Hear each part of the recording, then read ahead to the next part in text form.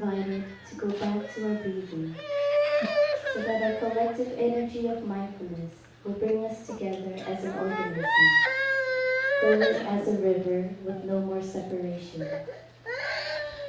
Let the whole Sangha breathe as one body, chant as one body, listen as one body, and transcend the frontiers of a delusive self, liberating from the superiority complex, the inferiority complex, and the equality complex.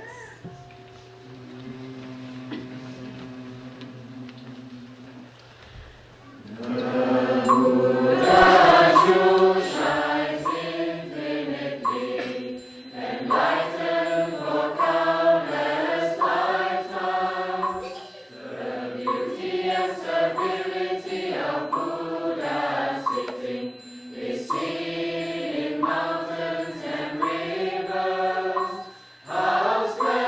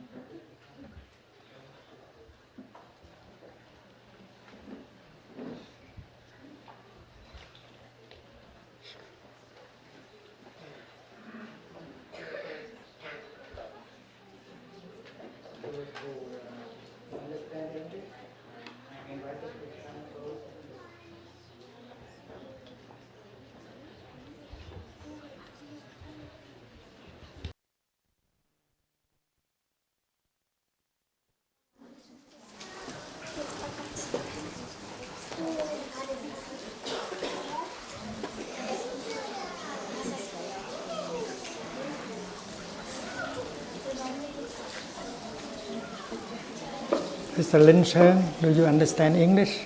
Yes. Yes.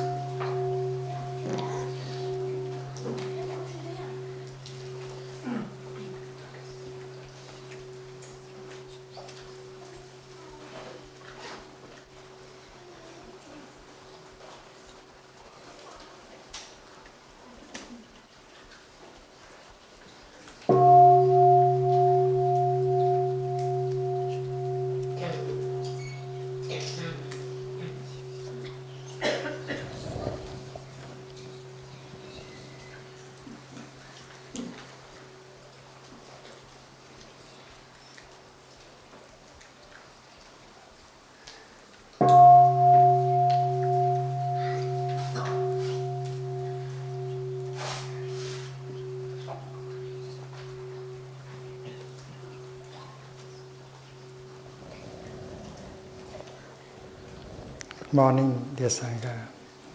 Today is the 2nd of August in the year 2013.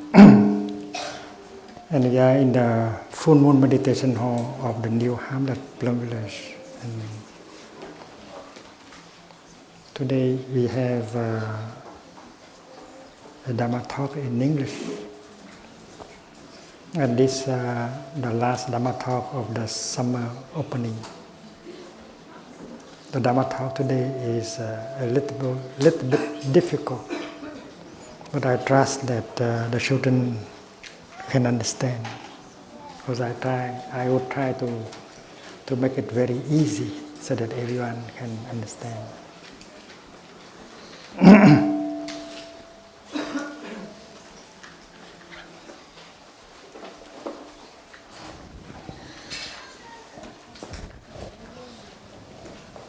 I will speak about no coming, no going.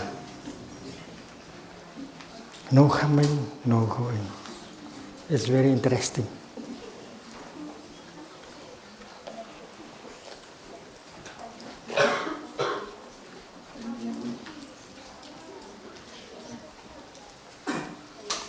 And I will speak about no sameness, no otherness. It looks like so difficult, but I think that it is possible that we can understand.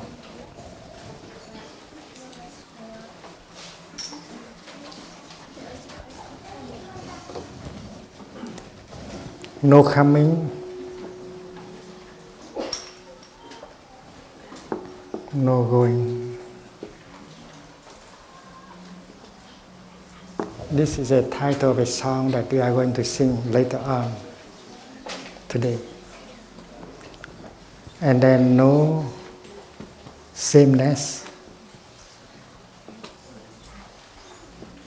no otherness.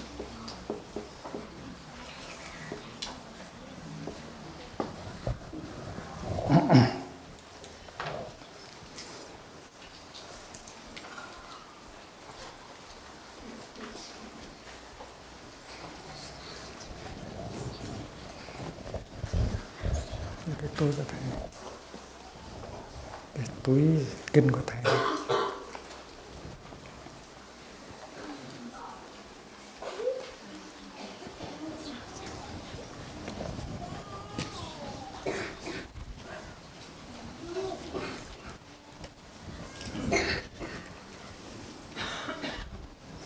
no sameness, no otherness seems more difficult. But we shall begin with that, no sameness and no otherness. I have a picture of someone.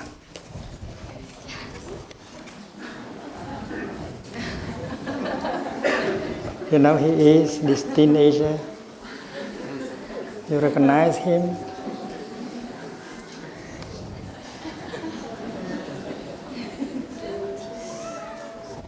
You don't recognize him? Does he look funny?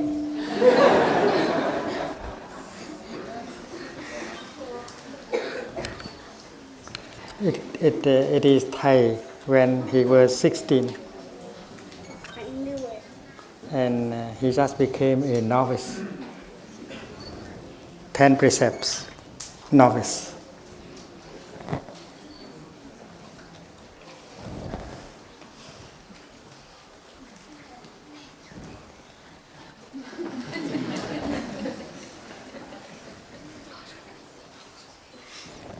And if you take a picture of Thay now, you have a camera, and you see that these are two different persons. It's quite different. Thay look very different from this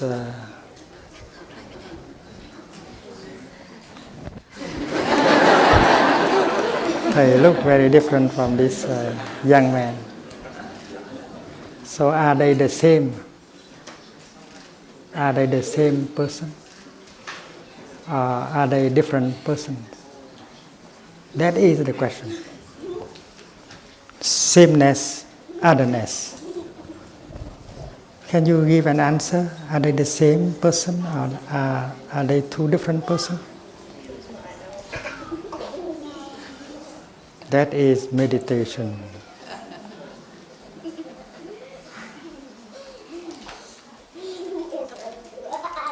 Everyone has a picture of himself or herself when we were a baby, right? And the album, the family album is still there, and we can take a look and we see ourselves when we were a tiny baby. And now we are 16 or 11 or 30, and we see that we are so different from the baby, but we still have the same name, right? Philip.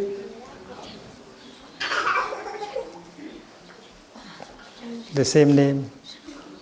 You are still Philip, you are still Elizabeth, but we look so different.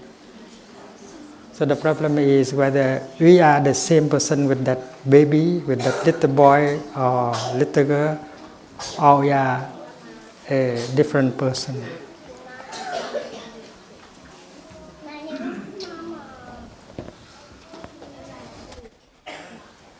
Anyone would like to offer an answer? Is Thay the same person with this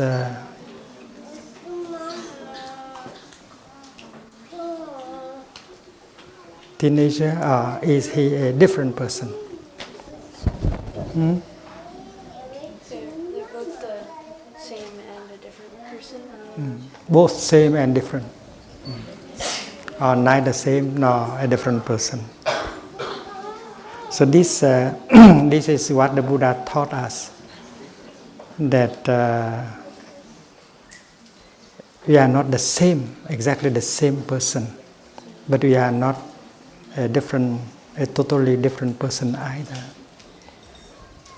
But we do not see the truth, and we think that it is always the same person, like the river.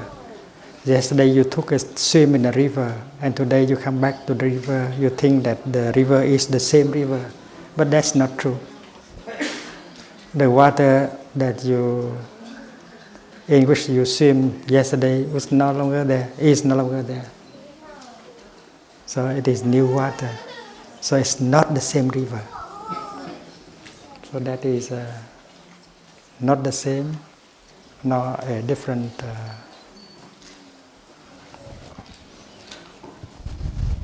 Another example.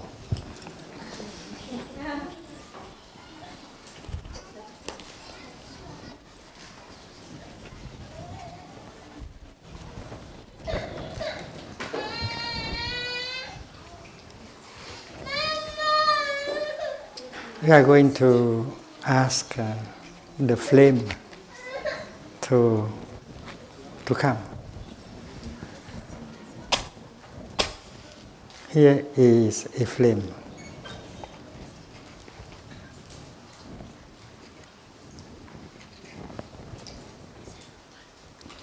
And here is another flame. Do you think that they are the same or different flames?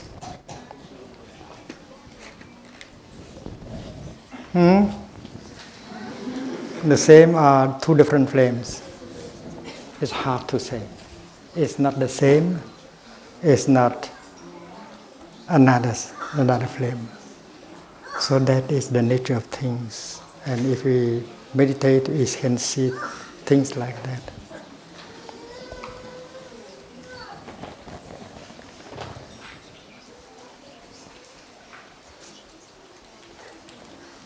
When you look at yourself and you look at your daddy, now we come to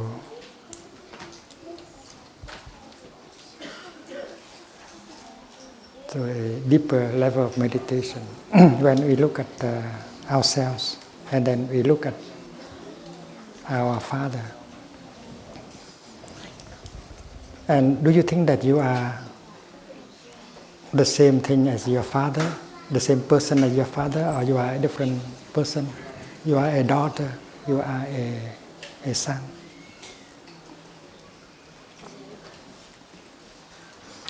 When you saw the second flame, you see, did you see the second flame? You can see that the first flame is in it, right? And the second flame is the continuation of the first flame, right? Do you agree? So you are somehow like the second flame, and your father is the first flame. If there is no father, there is no son, no daughter. This is a very, very deep meditation. So you can see the deep connection between your father and you.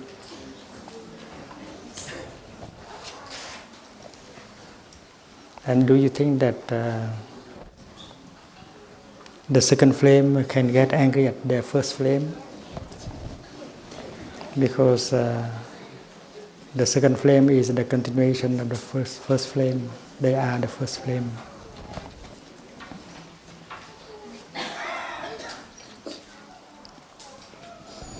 That is about no sameness, no otherness.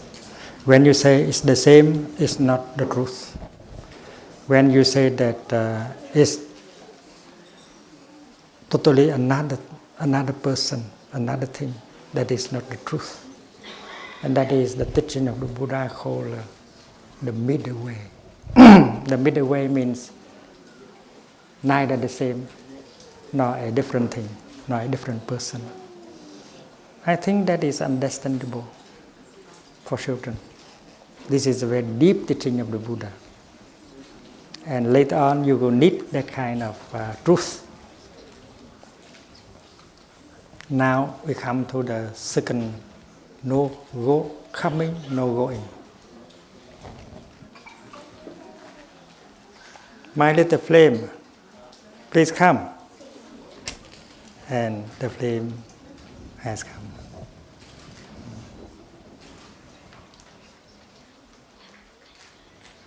My dear little flame, where do you come from?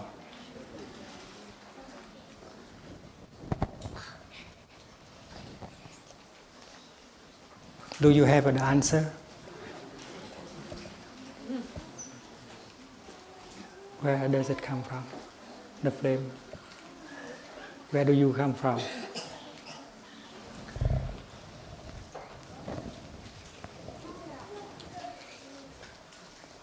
When you ask the question, we have to listen. And if you listen well with mindfulness, concentration, you will hear the answer from the flame. The flame is saying something like this. Dear Thay, dear children, dear Sangha, I have come from nowhere. I have not come from the south. I have not come from New York, from Bordeaux, from London. No. I have not come from the north. I have not come from the west, from the east. My nature, the nature of the flame is no coming. When things are ready, when conditions are sufficient, I just make myself seen to you. I just manifest myself. I have not come from the east, from the west, from the north, from the south. My nature is no coming. And you think that is the truth. The flame has not come from New York. The flame has not come from Bordeaux, from Bangkok, from the Netherlands. No. That's the truth about no coming. And now we ask, dear little flame, you are gone. Where have you been? Where have you gone? Gone nowhere. Right. And then the flame will say, dear Thay, dear children, dear Sangha, I have gone nowhere. I have not gone to Bordeaux. You cannot find me in Bordeaux. I have not gone to London. I have not gone to Bangkok. When things are no longer ready, when conditions are no longer sufficient, I just stop manifestation. I do not go anywhere. So that is the truth about no coming, no going. So next time when someone asks, darling, where you come from? You know what to say. You say, I have come from nowhere. When conditions are sufficient, I manifest like this. And they will be lost. Okay. So when you hear the small bell, you stand up and bow to the Sangha before you go out and continue.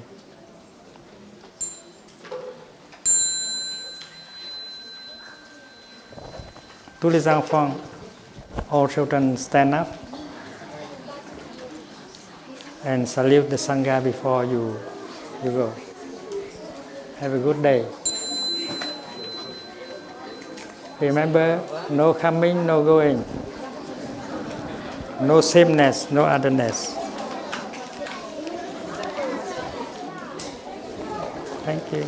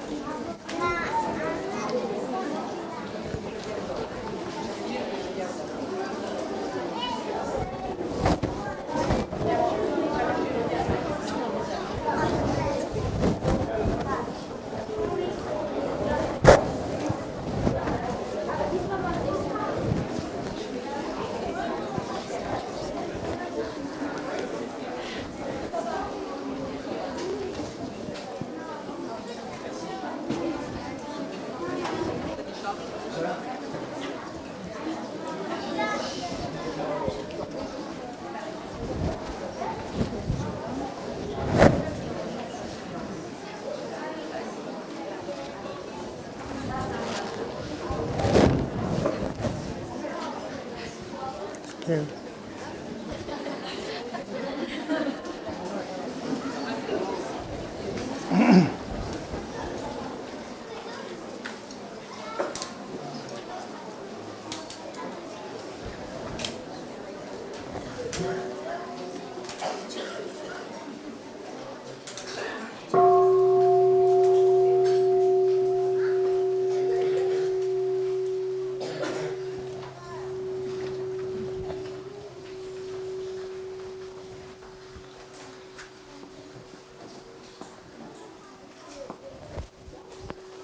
The third pair of opposite is no birth and no death.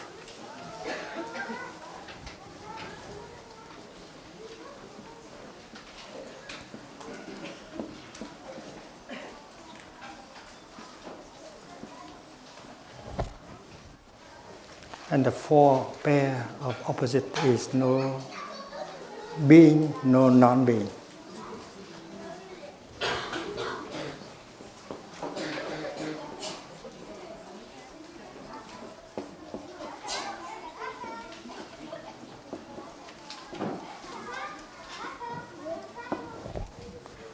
So you have four pairs of opposites: coming, going, sameness, otherness, birth, death, being, non-being. For those of us who do not know meditation,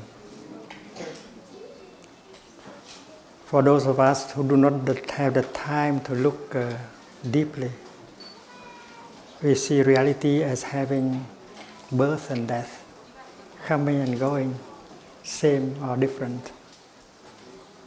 They can be there or they cannot be there. But for those of us who have the time to look deeply, we will see that these notions, these ideas cannot be applied to the cosmos, to the reality.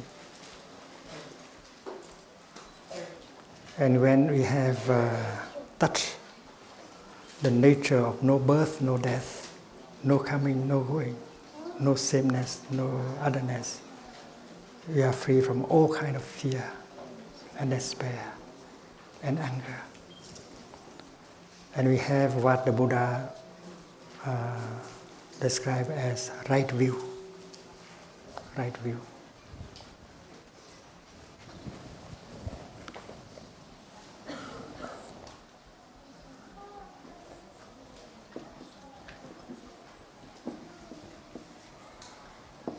Right view is enlightenment, is awakening, is the kind of deep insight that is free, that can liberate us from notions like being, non-being, coming and going.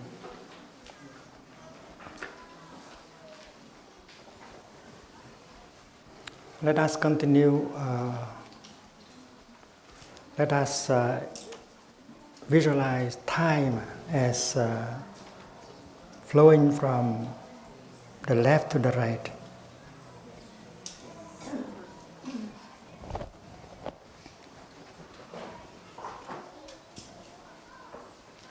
We know that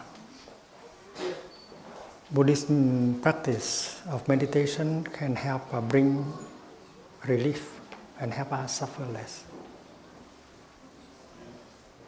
Practice of mindful breathing, the practice of mindful walking, the practice of deep listening, loving speech, and so on can help us suffer less.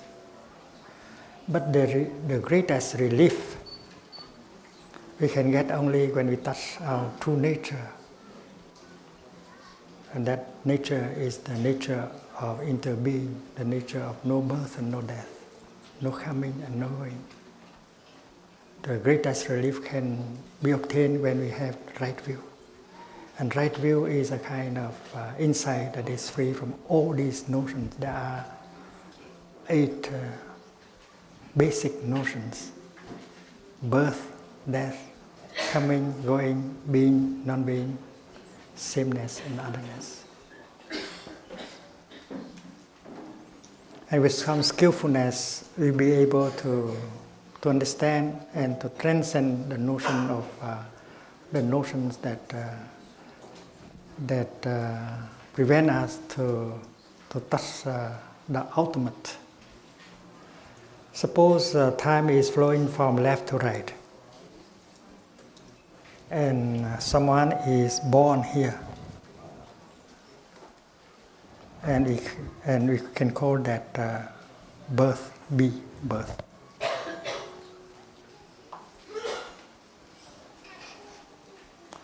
And according to our way of thinking, to be born means that from no one we become someone. Before point B, you did not exist. You did not exist. You begin to exist only starting from point B. That's the way most of us think. So the segment representing ending with B represents non-being.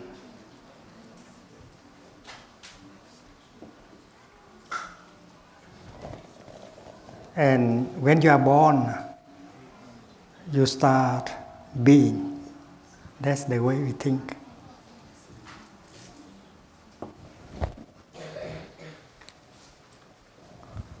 And you continue to be until the day you die, until you come to point D, death.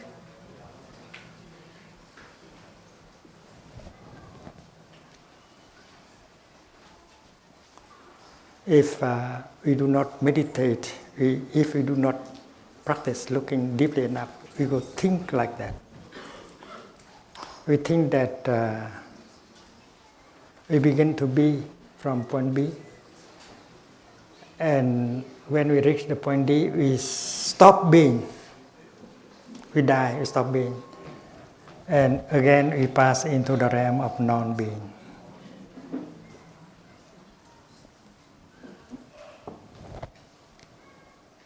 So our definition is that to be born means from the realm of non-being, you pass into the realm of being.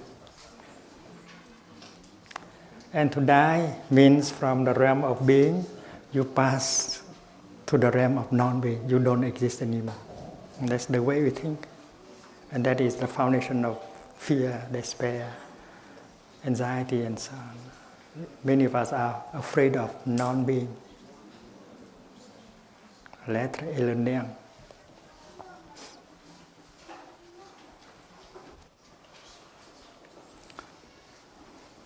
If point B exists, point D should exist because there is no death if there is no birth. If being exists and then non-being has to exist, it's like the left and the right. If the left is there, the right must be there. So they are all pairs of opposites.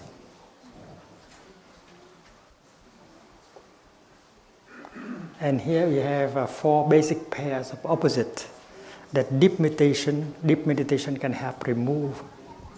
And when we are able to remove the 4 basic pairs of opposites, we can touch the ultimate. We can have the right view.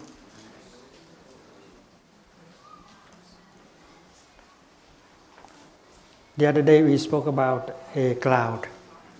The cloud is one of the favorite objects of meditation in Plum village. We say that a cloud never dies. To die means from something you become nothing. And it is very clear that a cloud can never become nothing. A cloud can become rain or ice or fog or snow.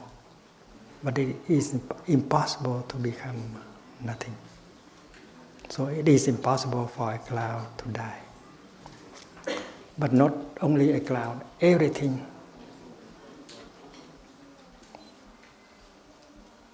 That you see is like that. Nothing can die. You yourself cannot die. And curiously enough, many scientists have agreed with this. The first law of thermodynamics tells us that you cannot create matter and energy. You cannot destroy matter and energy. You can only transfer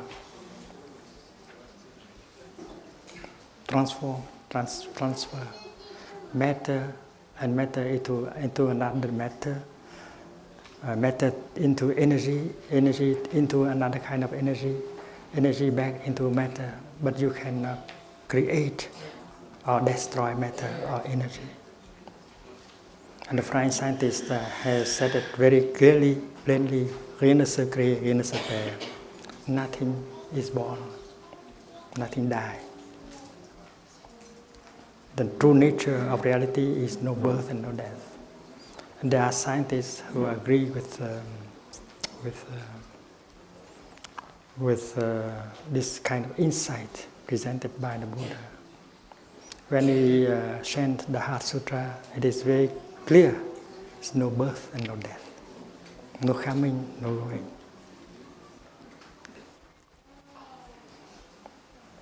So if you think that there is a birth of the cosmos has come from the realm of non-being to the realm of being. If you think of the cosmos in terms of coming and going, being born or dying, you violate the first law of thermodynamics. You think that there is a big bang, which is the beginning of the cosmos, and you think that the cosmos will disappear one day and go to the realm of non-being, you violate the first law of thermodynamics.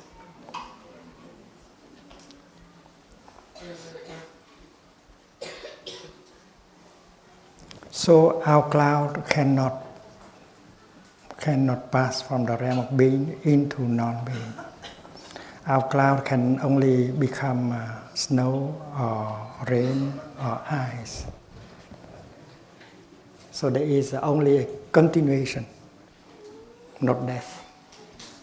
Continuation is possible, but death is not possible. The true nature of the cloud is no death. And the true nature of everything in terms of matter and energy is the same. So you cannot die, and your beloved one cannot die. There is only transformation. You do not see your beloved cloud anymore, but that does not mean your cloud has died.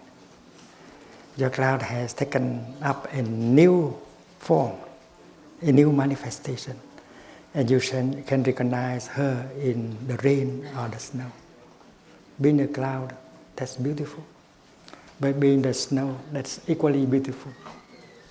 So the fact is that you have the kind of eyes that can see the next manifestation of yourself or of your beloved one, and you'll be free from grief, from despair. If you can remove the notion of death and birth, you are no longer victims of fear and despair. So a cloud cannot die. And here a cloud cannot be born, because a cloud has not come from nothing. A cloud has not come from the realm of non-being. Before expressing herself as a cloud, she had been water in the ocean. Water vapor, the heat generated by the sun. When we breathe out, we produce cloud, we produce water, we produce water vapor that will become a cloud. So a cloud has not come from nothing. A cloud has not come from the realm of non-being. There is only a manifestation. The moment the cloud manifests as a cloud is not a moment of death or birth. That is only a moment of continuation. Because her nature is the nature of no birth. She is not born. She just continues. So we can speak of the former life of a cloud.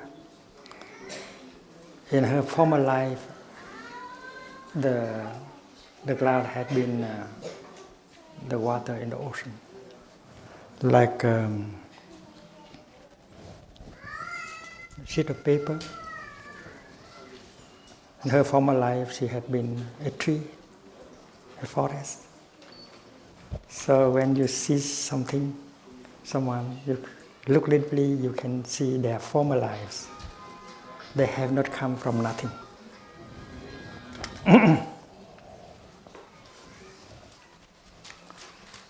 So to meditate deeply, you can remove the notion of birth and death.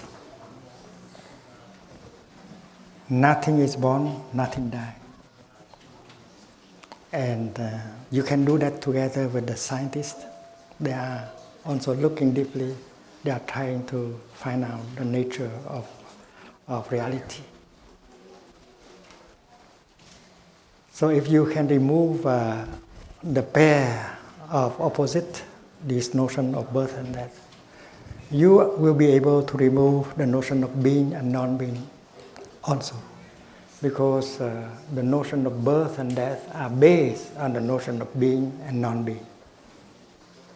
They are linked together because you believe that to be born is from the realm of non-being, you pass into the realm of being. So if birth and death are removed as notion, being and non-being are removed at the same time, very quickly. You describe reality as being and non-being, that is not correct.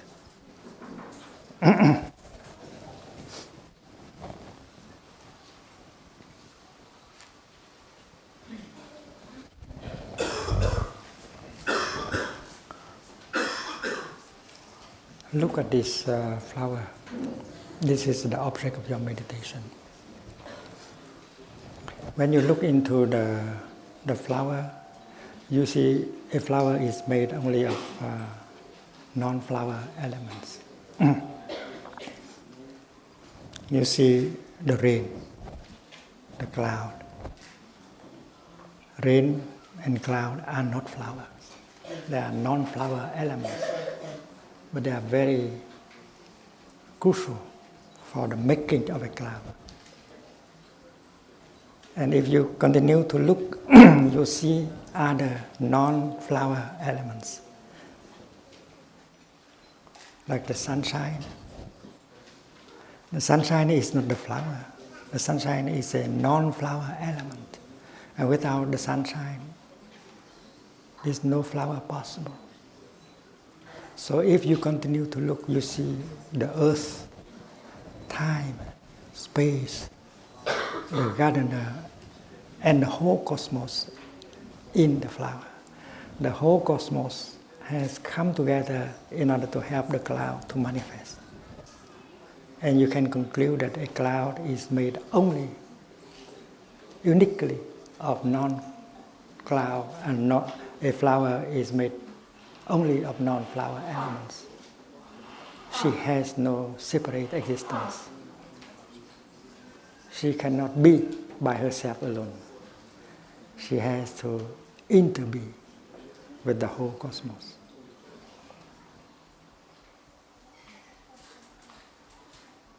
This is easy enough to understand.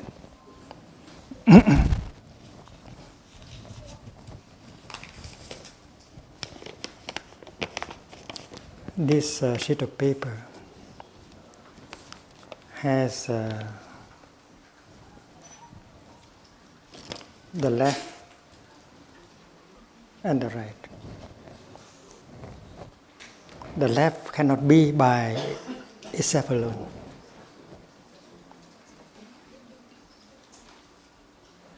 If the right is not there, the left cannot be there either.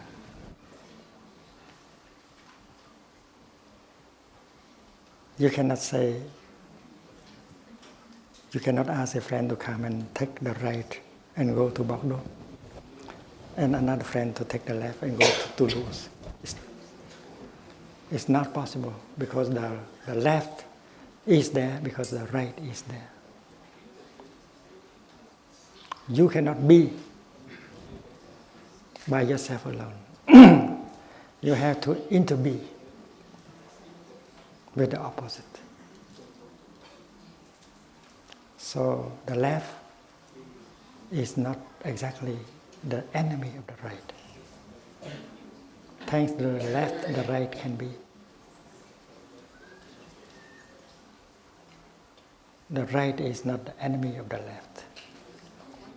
If politically you are on the left, don't try to remove the right. If the right disappears, you disappear at the same time. So the notion of being is a wrong notion. It's just a notion. Interbeing is better. But interbeing is a kind of device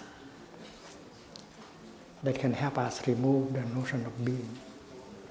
You cannot be by yourself. You have to interbe with all of us in the cosmos.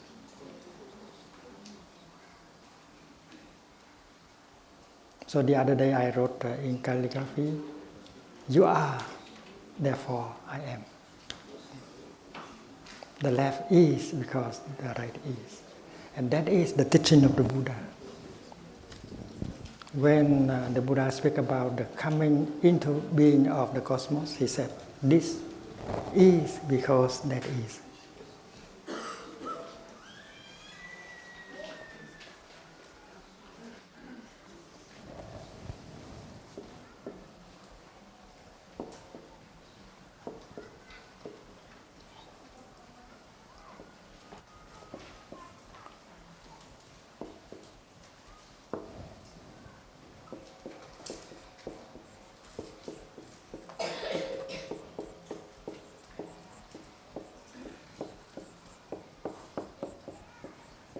So simple. This is the teaching of Genesis in Buddhism. How the cosmos come to exist, come to be. And the answer is that this is because that is inter-origination, interdependence, inter-being.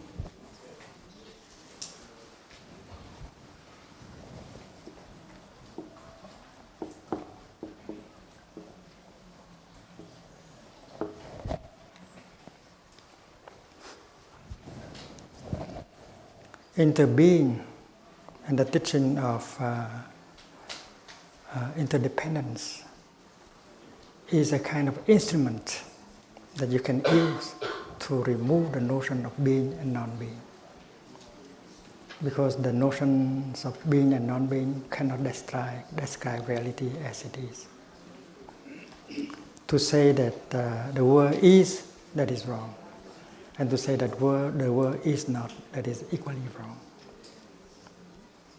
And in a sutra very famous that is available in all Buddhist tradition, the Katyayana Sutra. The Buddha described right view as the kind of insight that transcends the notion of being and non-being. Katyayana came and asked the Buddha, "Dear teacher, you have spoken several times about right view.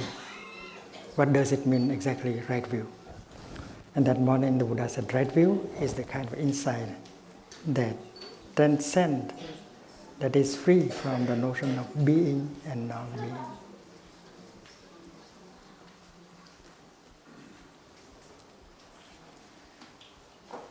And there are theologians who describe God in terms of the ground of being, the ground, the foundation of being.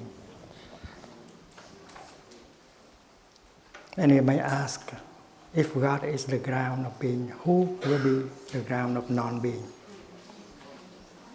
You cannot speak about God in terms of being and non-being.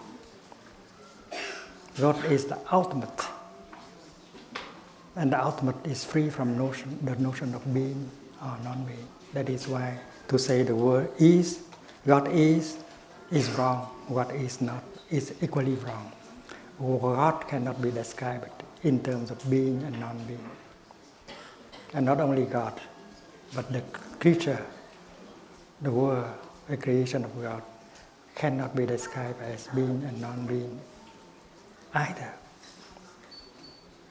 So that is a right view, the kind of insight that is free from all these notions, birth and death, being and non-being, sameness, otherness, coming and going.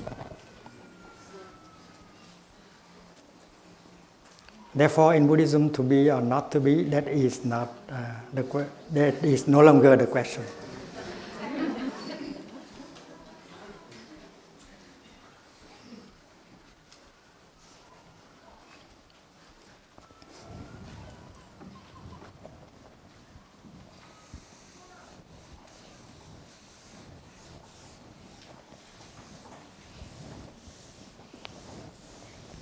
There is a school of wisdom in Buddhism called Madhyamika, teaching emptiness.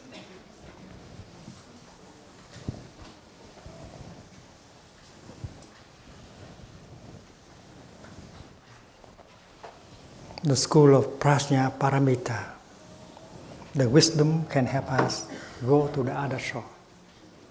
And that school is to teach us the way to meditate in order to remove all these pairs of opposite, in order for us to touch our true nature of no birth, no death, no being, no non-being, no coming, no going, no sameness, no otherness. And with that kind of insight, with that kind of right view, there is no longer suffering.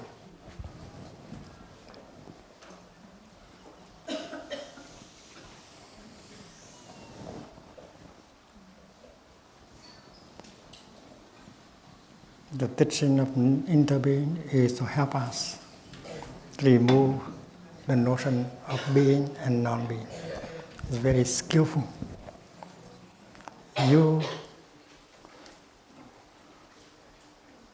You interact with all of us. You cannot be, but you interact with all of us.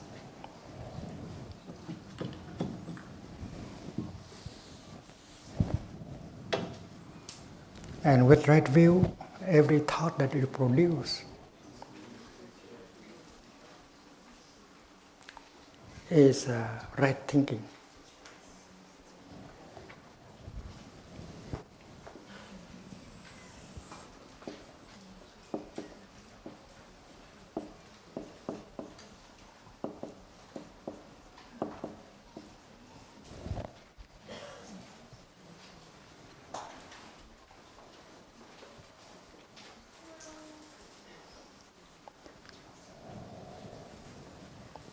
When we think that to be born means from the realm of being, from non-being we pass into the realm of non-being, of being.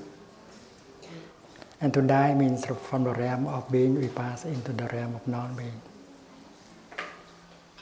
That kind of thinking the Buddha described it as wrong thinking. If you think in terms of being and non-being, if you think in terms of birth and death, of sameness or otherness, your thinking is wrong thinking.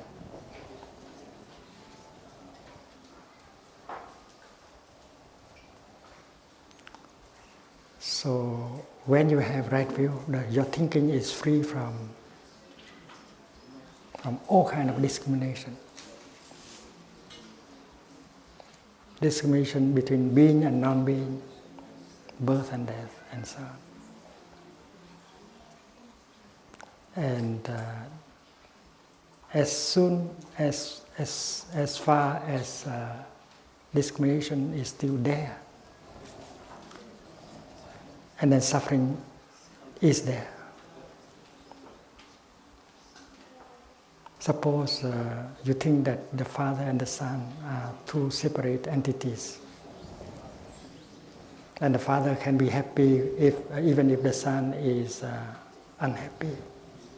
You don't see interbeing between Father and Son. You don't see the Son is the continuation of Father. And that is wrong thinking. And wrong thinking still draw suffering. There are sons and daughters who are so angry at their father. And they declare that that person is not my father. I don't want to have anything to do with him. That is wrong thinking, because your father is fully present in every cell of your body. You cannot remove your father from yourself. And to say that you don't want to have anything to do with your father, that's foolish. That's wrong thinking. The hard fact is that you are a continuation of your father. You are your father. It's like that is like the corn plant. The corn stalk is the continuation of the grain of corn. They are not the same, but they are not different entities. They are the continuation of each other. The father, the son is the continuation of the father in the direction of the future. And the father is the continuation of the son in the direction of the ancestors. Without the father, the son has no access to ancestors. And without the son, the father has no access to the future generations. So you have to see the truth of no sameness, no otherness in father and son, in order to remove discrimination.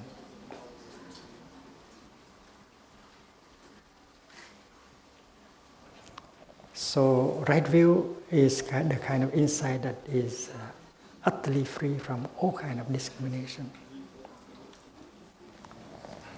And that is why understanding and love are possible. When you produce a thought that is in the direction of right thinking, that thought has the element of understanding and love and compassion. Because there is no discrimination anymore. That thought is free from these pairs of opposites. And when you produce a thought of understanding and compassion, that thought begins to heal you and heal the world. Because compassion has the power to heal. If you produce a thought of discrimination, a thought of anger, hate, despair, and then that thought begins to destroy you, to make you suffer, and to begin to destroy the world. A thought of despair can lead someone to commit suicide. A thought of despair can lead someone to kill another person. And that is wrong thinking. Wrong thinking is based on discrimination and fear and anger. But when you have removed all these kind of discrimination, the thoughts that you produce are full of compassion and understanding, and they have the power to heal. So the meditator, the practitioner of meditation, is capable of producing thoughts of compassion, understanding, thoughts in the direction of right thinking. And by thinking, we can change the world. We can change our life. We can heal us and heal the world just by thinking. Thinking in such a way that generates the energy of understanding and compassion.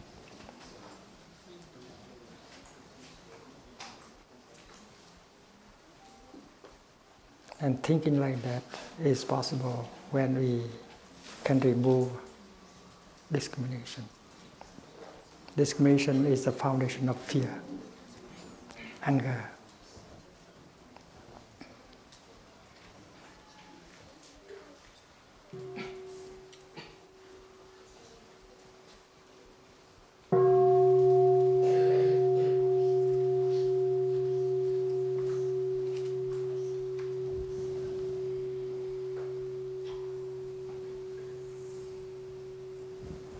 With right view, we can produce the kind of speech that is full of understanding and compassion, called a right speech.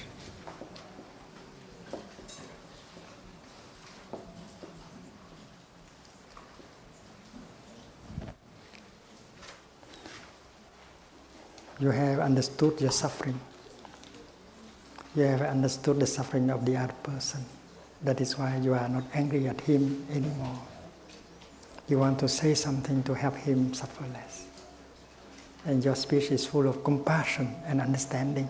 That is right speech. And practicing right speech, you can restore communication. 1 hour of conversation only can help restore communication and reconcile. Because you have right thinking, now you practice right speech. Darling, I know that you have a lot of suffering, a lot of difficulties. I have not been able to help you. In fact, I have reacted in such a way that makes you suffer. I'm sorry. Please help me to understand your suffering, your difficulties. If I understand that, then I will be able to react differently and will not make you suffer anymore. I need your help. That is kind of loving speech that is possible when we have compassion and understanding. And understanding here, first of all, is understanding of suffering in yourself and in him, in her. And compassion here is compassion for yourself and for the other person. And looking deeply, we can understand the suffering in each other.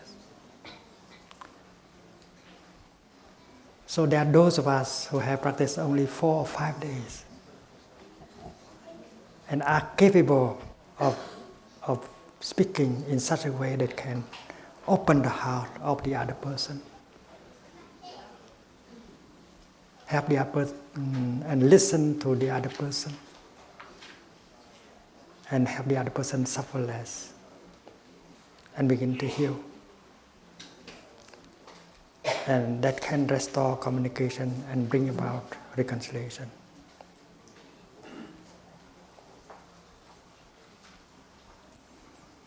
And that retreat in northern Germany, Nuremberg, I remember vividly. The day before, I have asked everyone to put into the practice the teaching of loving speech and deep listening in order to restore communication. And I said that if the other person is not in the retreat, and then you can use your telephone. The next morning, 4 German gentlemen came and reported to me that the night before, they had talked to their fathers, practicing loving speech and deep listening. And they were able to reconcile with them through the telephone. And one of them said, "Dear Thay, I could not believe that I can do it. Because I was so angry at him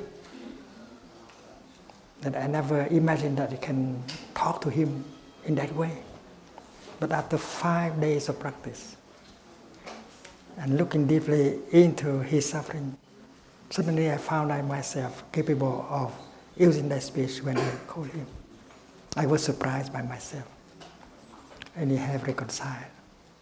And the first thing I'm going to do after the retreat is to go and visit him. So the miracle of reconciliation always happens in our retreat.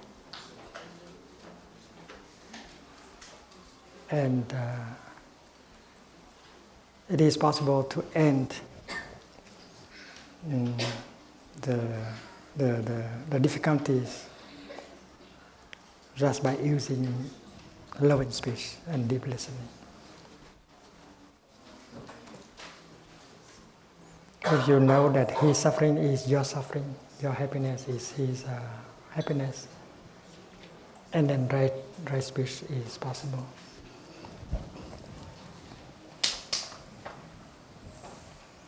And then, based on right view, having right view, what you do with your body is right action.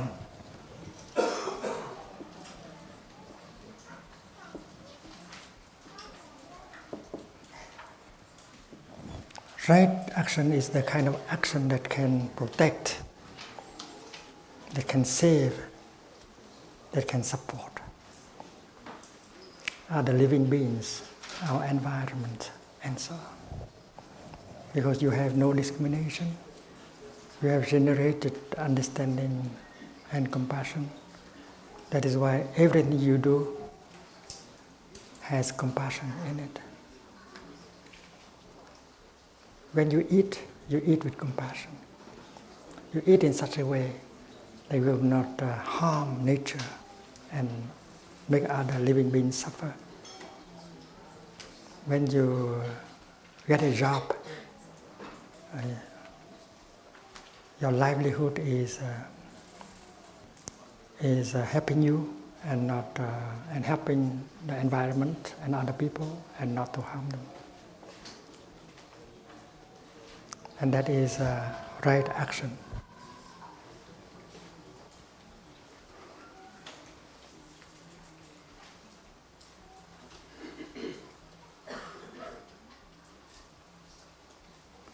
A French philosopher, contemporary philosopher, whose name is Jean-Paul Sartre. He said that man is the sum, the totality of his action. L'homme est la somme de ses actes.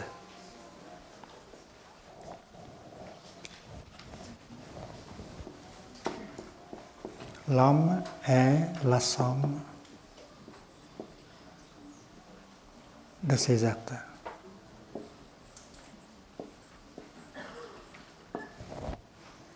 We are not this body, these feelings, these emotions, these perceptions. We are our action. Because in our daily life, we produce action, and that will continue us into the future. And our action can be seen in terms of thought, speech, and behavior. This is the action of the body.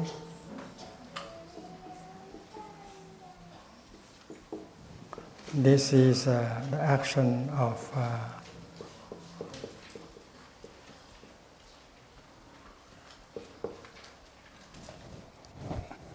our mouth, and this is the action of our mind. Thân nghiệp, khẩu nghiệp, ý nghiệp.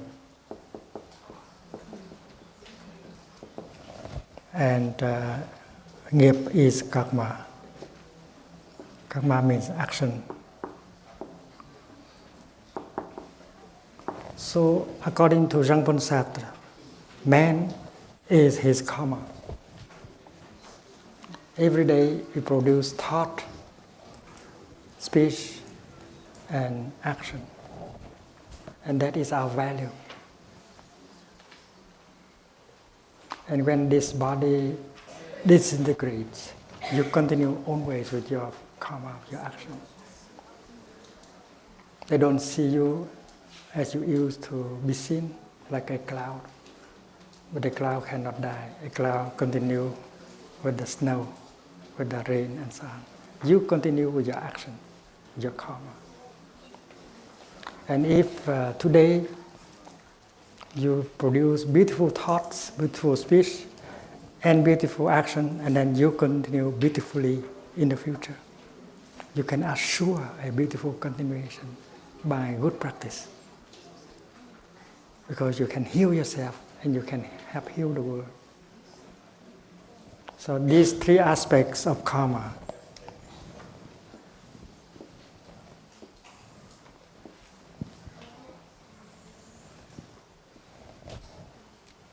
And to say that to die means there's nothing left.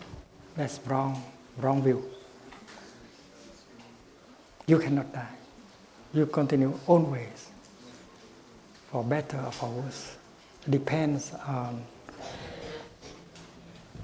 the quality of your thought, speech, and action. When you say something full of compassion, you feel wonderful, you feel light, and that heals you. The other person has not heard that. When you write a letter to him or to her,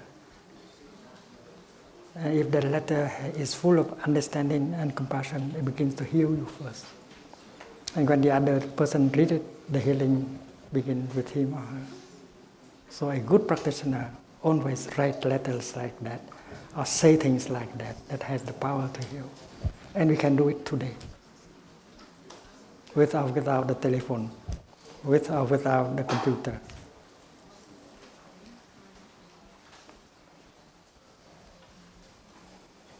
And then let's write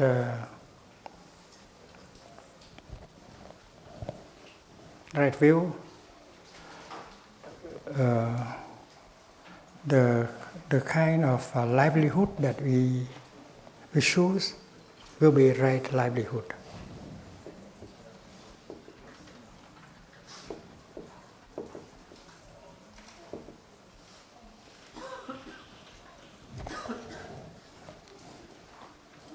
What you do to earn a living is not harming the environment, is not causing other people to die.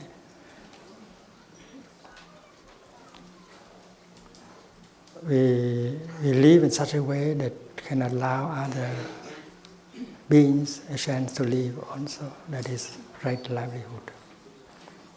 That is the teaching on ecology, protecting living beings, and so on.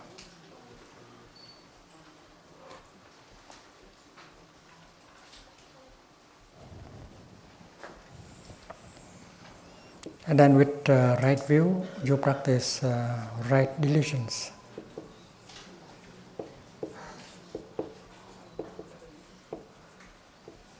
This we have learned yesterday, the day before yesterday. That is the practice of watering, selective watering. We refrain from watering the negative seeds. We don't give them a chance to come up.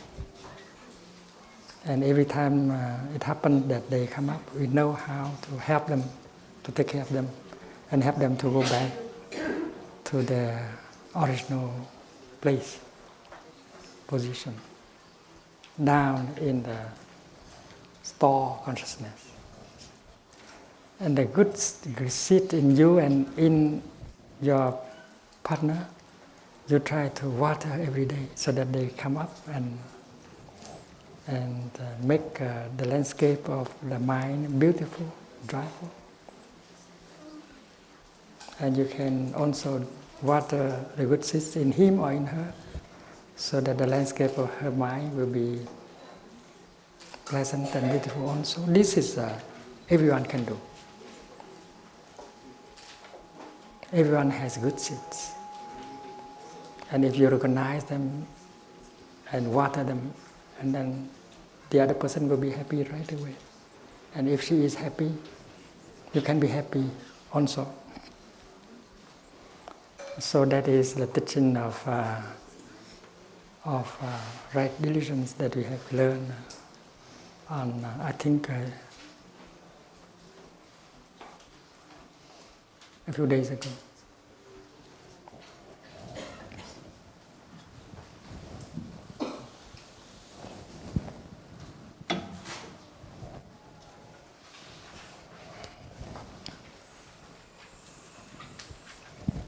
And then with right view, right mindfulness becomes very easy.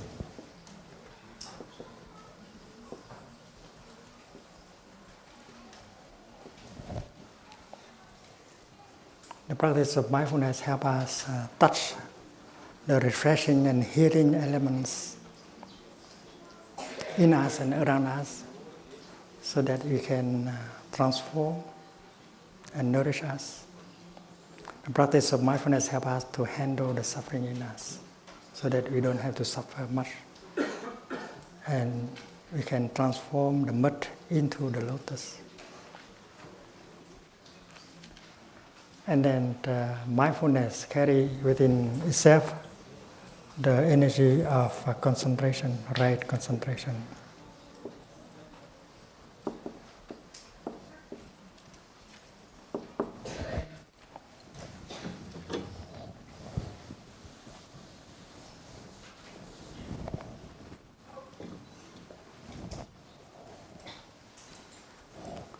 There are many practices of concentration.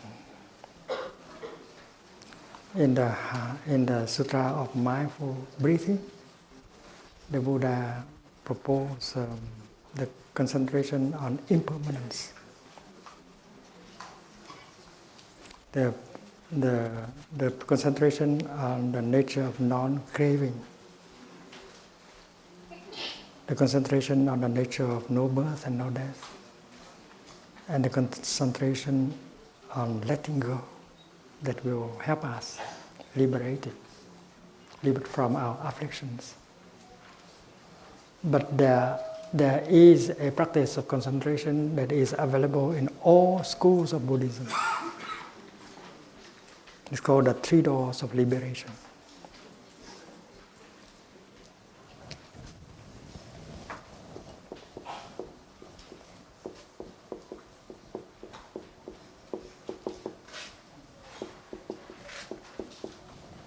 The three doors of liberation. And they are emptiness, the concentration on emptiness. The concentration of signlessness. And the concentration of aimlessness.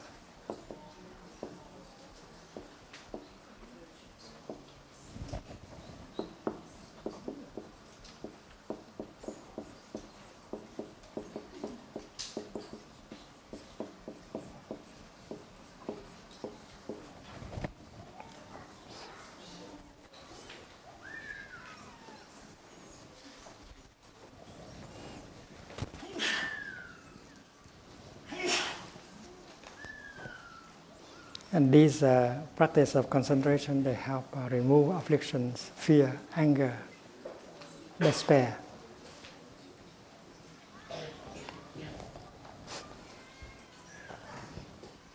We do not have enough time to go deeply in details, but we can have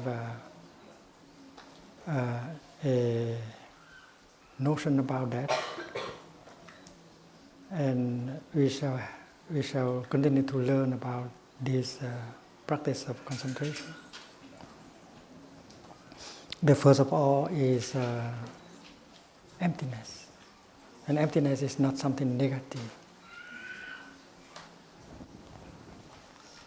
The flower, as we have seen, is full of everything. Sunshine, cloud, earth, time, space. But why we call it empty? It is full of the cosmos, but it is empty of only one thing. That is a separate existence. We have learned that a flower cannot be by herself alone. A flower has to interbe with all the cosmos. So empty means empty of a self, a separate self. The left cannot be without the right. The son cannot be without the father. So everything is connected to everything else, and that means emptiness.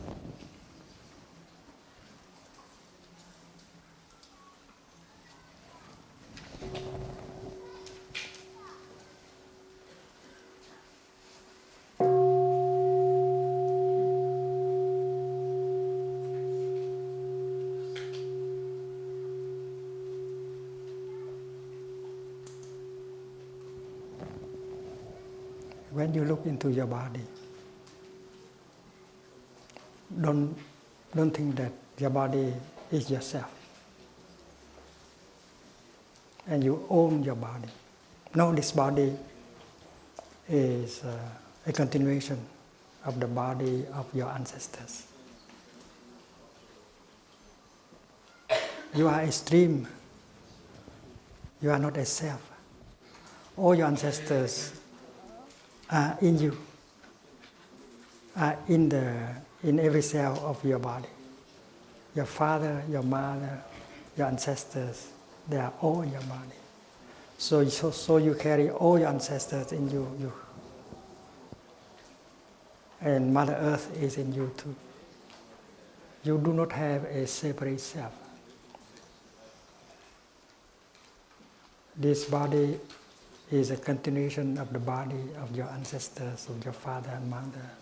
And you need to take good care of your body and transmit it to your children and your grandchildren. You have to refrain from digesting, eating, doing things that do harm to this body. You have no right to harm your body. You do not have the right to commit suicide because it's not yours. And you have to ask yourself what your ancestors want you to do with your life, with your body.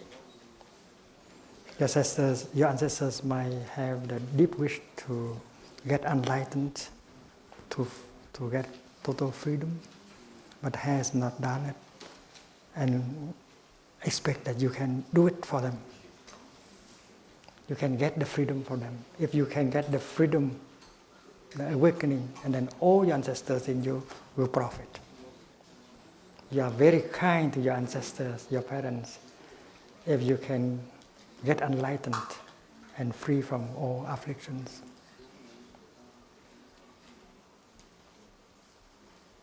So looking into your body, your feeling, your mind, you see that you are a continuation.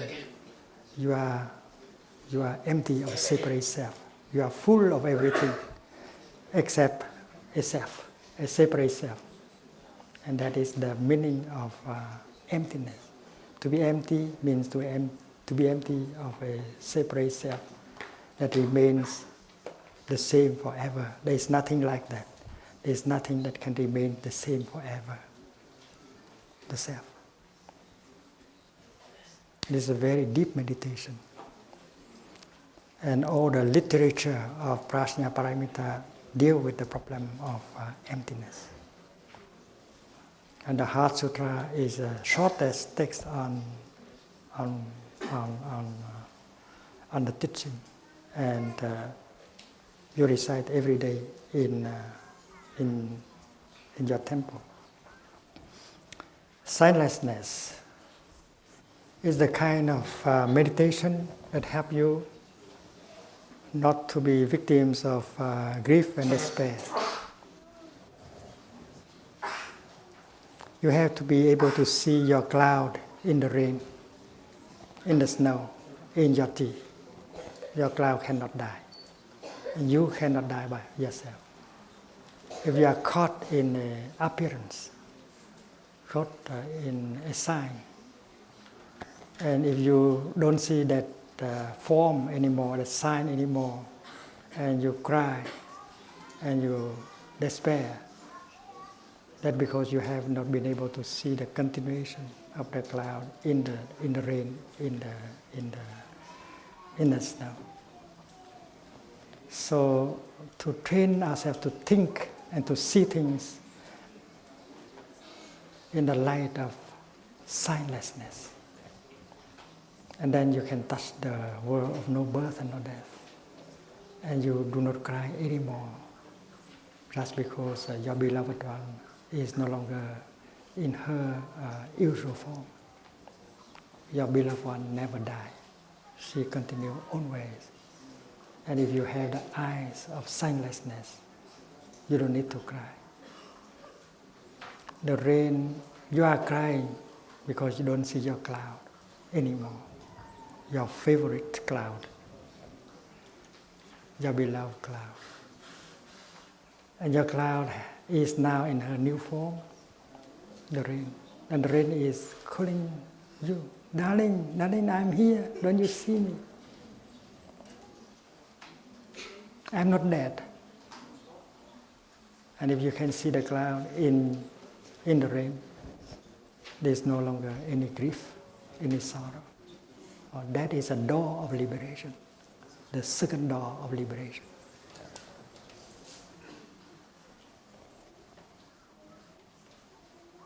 Signlessness.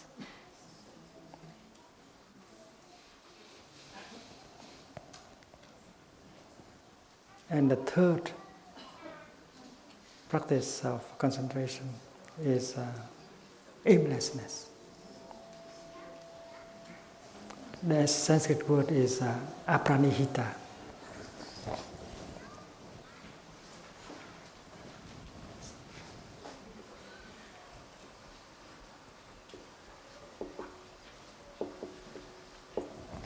It means that that placing something in front of you and run after that.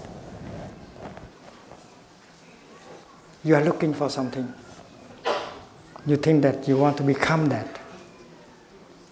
You want to have that.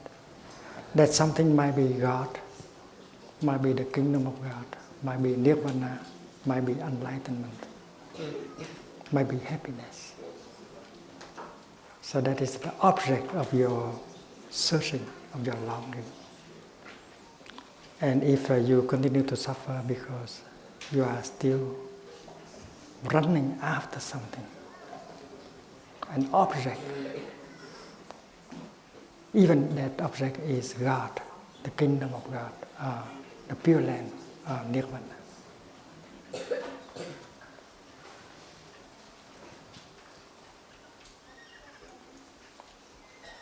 Imagine a wave on the surface of the ocean.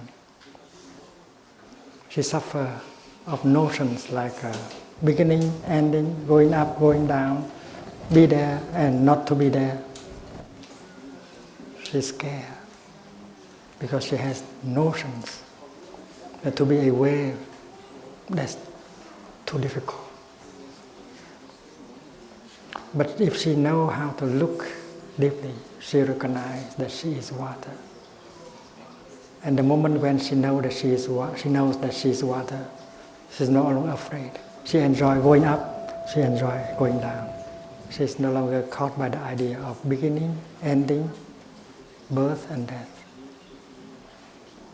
And she doesn't have to run and to search for water. She is water in the very here and now. The same thing is true with us. You are searching for the kingdom of God. You are searching for nirvana, for God. But you don't know that the kingdom of God is in you. Nirvana is your foundation.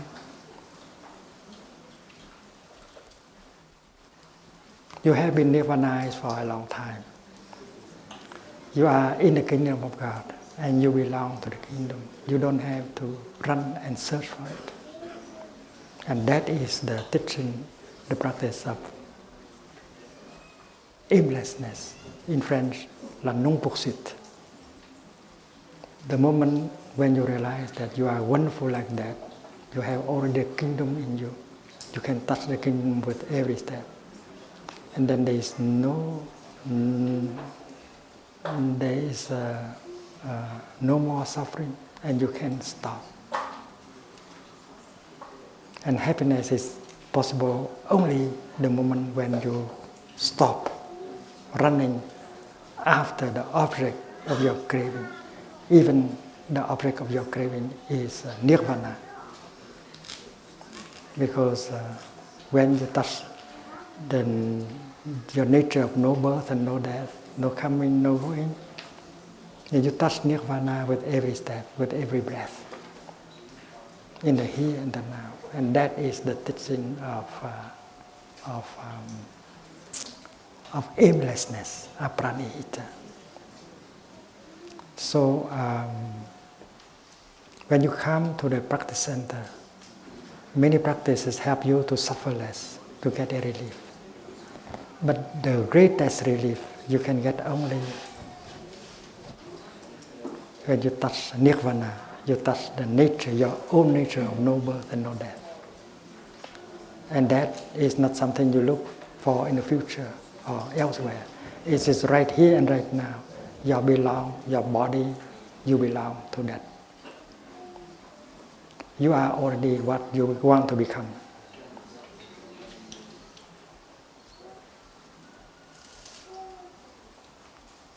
The whale is already water. She doesn't have to go and look for water. So this Dhamma talk is an invitation for you to continue, because the teaching of the Buddha is very deep. It has the power to liberate. It's very concrete. And we don't suffer when we study and put into practice what we learn. It's always a joy to learn the Dharma and to put it into the practice in our daily life. And if you can go home and set up a Sangha to do it together, that brings you a lot of joy.